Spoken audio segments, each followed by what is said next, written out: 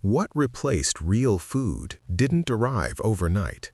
It came through careful negotiation, quiet policy shifts, and production decisions made far from where people actually ate. By the time anyone thought to question it, the infrastructure was already in place.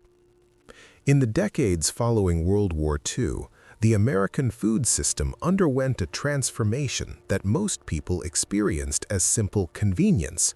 New products appeared on shelves. Prices dropped. Preparation time shortened. What wasn't immediately visible was the engineering behind it. Decisions made to optimize yield, extend shelf life, and standardize taste across millions of units. The shift began with grain. Wheat, corn, and soybeans became the foundation of an industrial food system designed for efficiency, not nutrition. These crops received federal subsidies that made them extraordinarily cheap to produce at scale.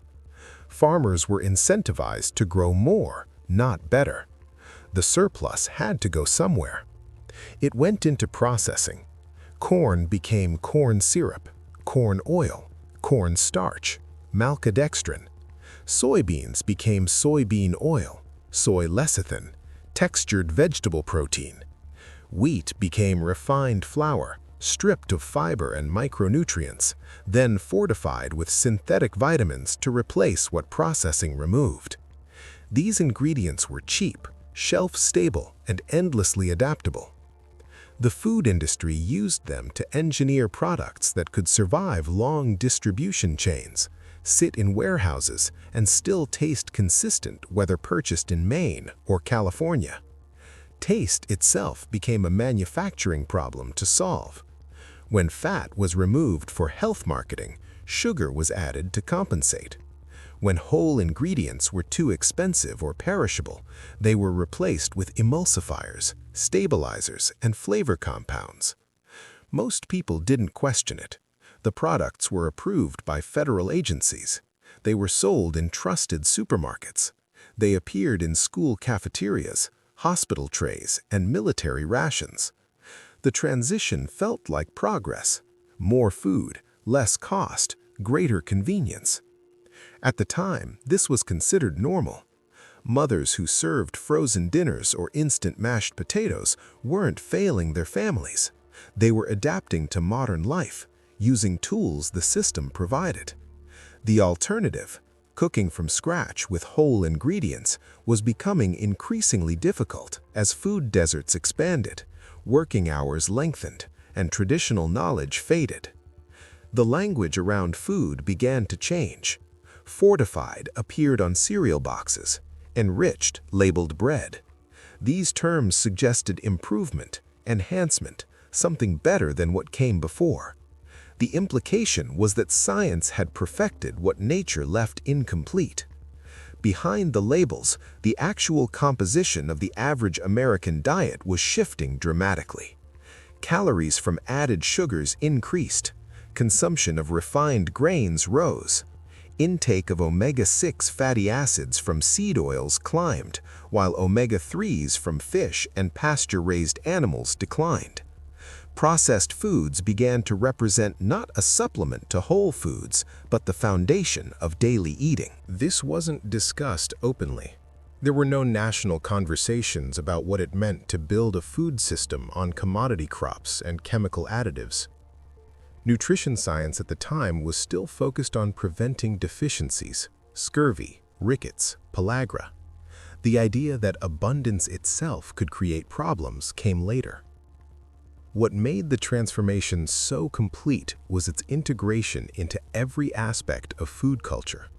School lunch programs, shaped by agricultural surplus disposal, taught children that rectangular pizza and chicken nuggets were normal meals.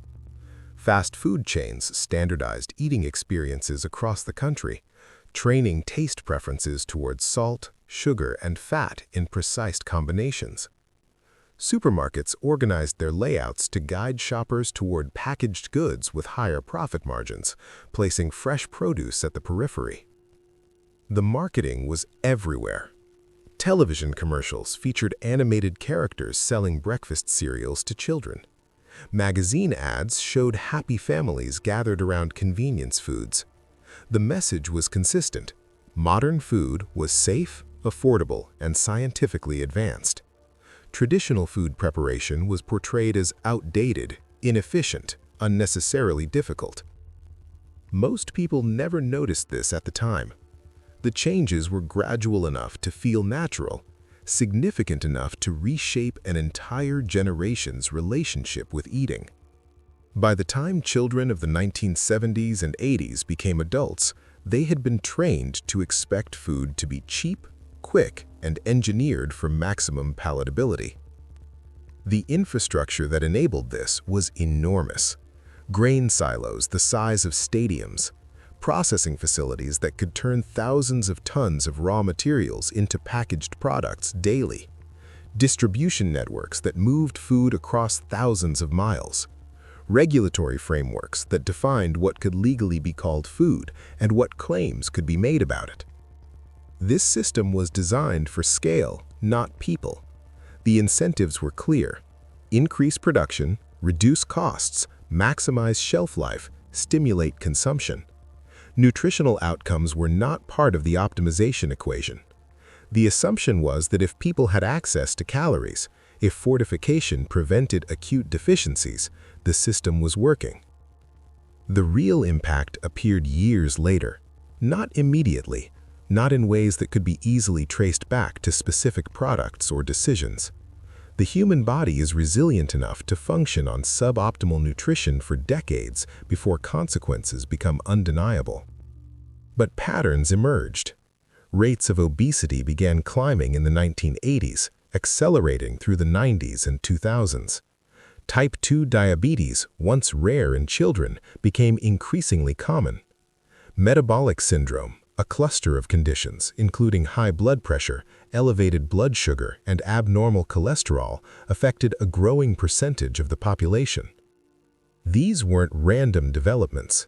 They correlated with the proliferation of ultra-processed foods, with increased consumption of refined carbohydrates and seed oils, with the displacement of whole foods by engineered products. The body's regulatory systems, hormones that signal fullness, mechanisms that balance blood sugar, processes that manage inflammation, were being overwhelmed by inputs they hadn't evolved to handle. By the time consequences were visible, habits were already set. Multiple generations had grown up eating this way. Taste preferences had been established in childhood. Cooking skills had atrophied. The food environment had been completely restructured around processed products. Changing individual behavior in this context became nearly impossible. Advice to eat better ignored the reality that better options were often more expensive, less accessible, and required knowledge and time that many people didn't have. The problem wasn't individual willpower, it was a system that made unhealthy eating the default, easiest, cheapest option. The medical establishment responded to rising chronic disease rates with pharmaceuticals, statins for cholesterol, metformin for sugar, blood pressure medications. These drugs managed symptoms without addressing underlying causes. They kept people functional within a food system that was making them sick.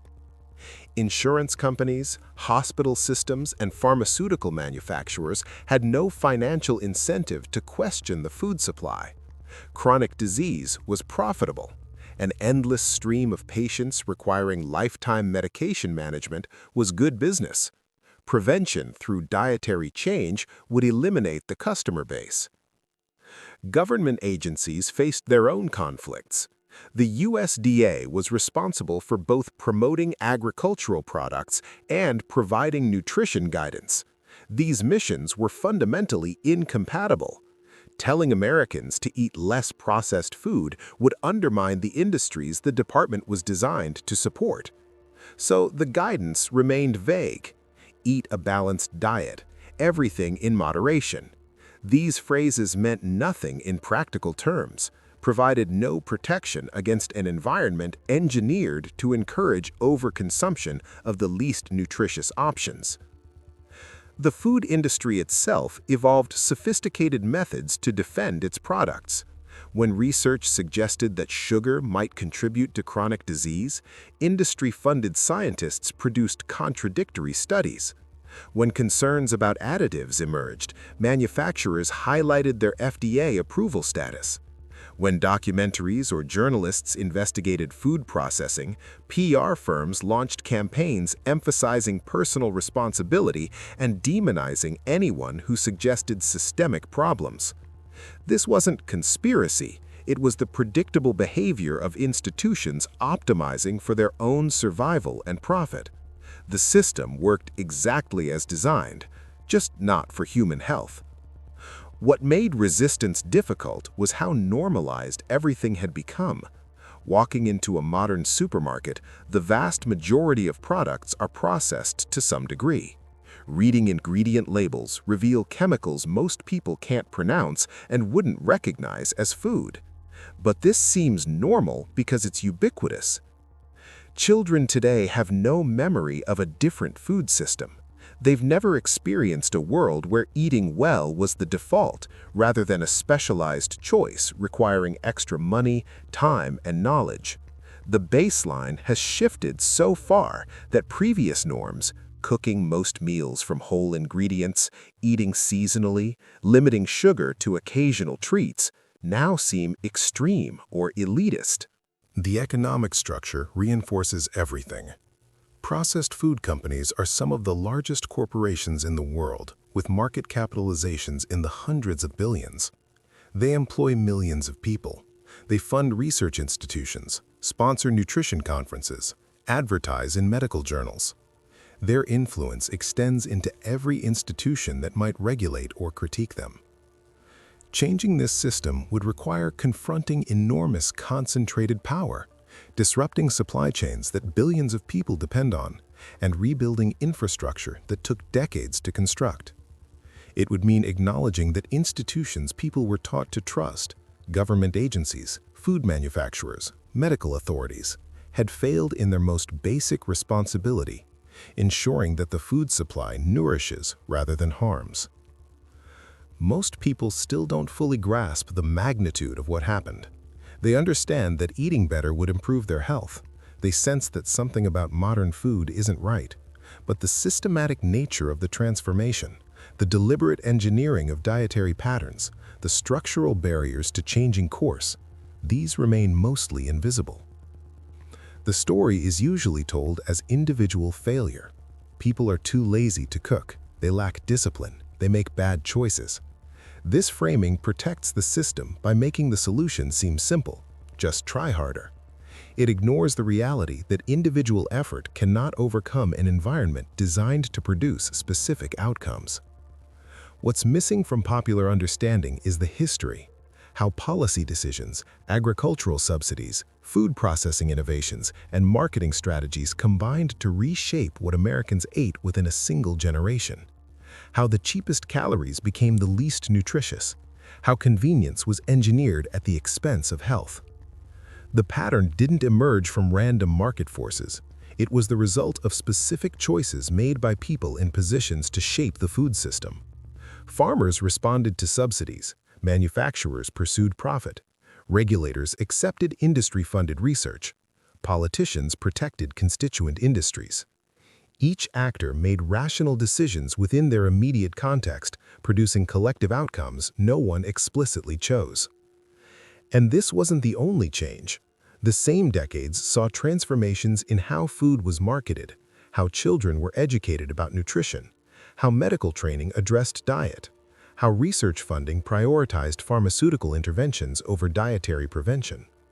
Similar decisions followed, each one narrowing the range of possible futures, making the current trajectory harder to escape. The infrastructure is still expanding. Ultra-processed foods represent a growing share of global caloric intake, not just in America, but worldwide. The same playbook that transformed the American diet is being exported to developing nations, where traditional food systems are being displaced by the same cheap, engineered products. What began as a set of technical solutions to increase food production and reduce costs became a systematic restructuring of human nutrition, with consequences that continue to unfold. The full scope remains difficult to see from within the system it created.